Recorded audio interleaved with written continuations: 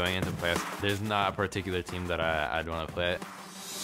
I think the team that I'd like to play the most in playoffs is Cloud9. Every game that we would lose to them, we just barely lose by this much. If we want to be a top team, if we want to make it to Worlds, and we want to represent NA proudly, then we have to be able to not make those mistakes. And I think if we can go into playoffs and beat Cloud9, we'll prove that we are a team that can compete with the best. I would want to play CLG just because the rivalry we kind of have. When we play against CLG, the fans, the hype, the game itself is just like blown out of control. I'd prefer playing against TSM. We're 3-0 against them and we have them figured out pretty well. CLG or Dignitas, I think we will be confident and serious against either of those teams. First round, I'd want to play against Dignitas. We kind of have their number in the LCS.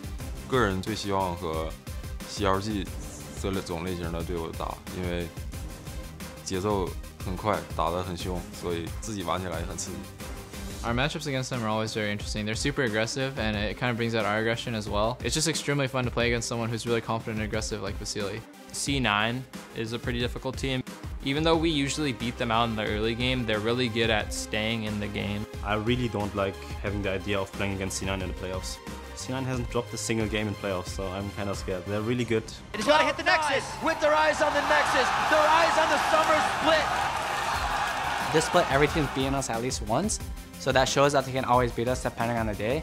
LMQ doesn't get scared, C9 doesn't get scared, and they're very, very good at planning going into the game. I do not want to play LMQ because if we did play them, they might just beat us. We haven't actually beat them yet. We do fight in scrims against them, but something is just not going through into LCS, and I wouldn't want to take that kind of risk.